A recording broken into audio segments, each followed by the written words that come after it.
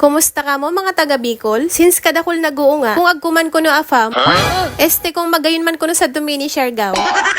Naamo nga ni adto sa bagong nagde-trending na pasyalan sa Bicol, which is located sa Punso Pulangi, Albay. Kaya for today's video, i-share ko na sana kaninyo kinuno man nabayad ko sadto. So tara?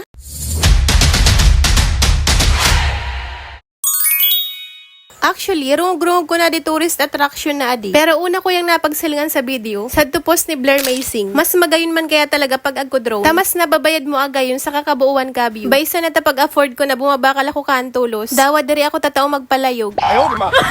Pagkatapos ko halos usad na oras na biyahe. Usad na oras nga ba?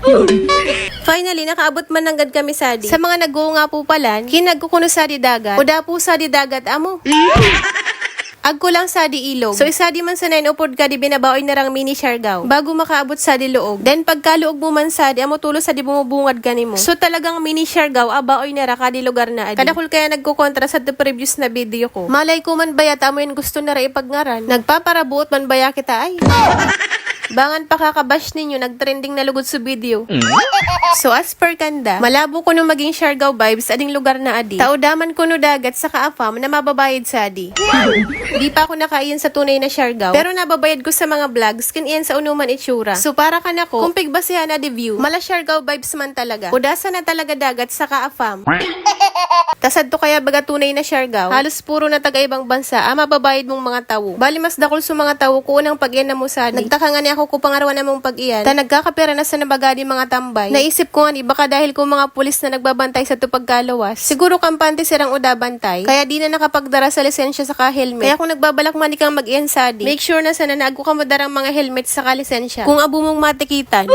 So by the way guys, nag-iyan pala nako sa di bandang likod para mabayad ko ang pinakang view. Sa mga napagsilingan kong drone shots, malapa ka green ko mga doot sa adi. Pero nguwan kung mababayad mo, uda na masyadong doot, diba? Natudtud na gayon. Pero kay Banayan Santa, kung baga na-discover na ding lugar, nausad sa pwedeng pagpasyaran sa di Bicol. Plus, deri pa kami guling alop, takadakol kading paninda. Kwarta na lang talaga ang kulang. Baydon mo tadi pa nga ni mga naubos sa ding price na binakal. Mangga na naman adi mga naisipan na para bang udamangga sa to pinaggalinan. So shout out na sana kay ate na pinagbaklan na mo. I-shout out ko raw si ate Pampalubag Loob. Taginibo na bagang patungan ka di mga pag-iriba ko. Adi icebox niya. By the way guys, usad pa pala sa nagpapagayon kading view sa adi bulkang mayon na mababayad mo man kapag nakatambay ka sa adi. So para ka na ko na mahilig mag nature trip, magayon na di para ka na ko. Pero kung para ka ni mo makano sa di, uda naman ako kan maginibo ta ikayan.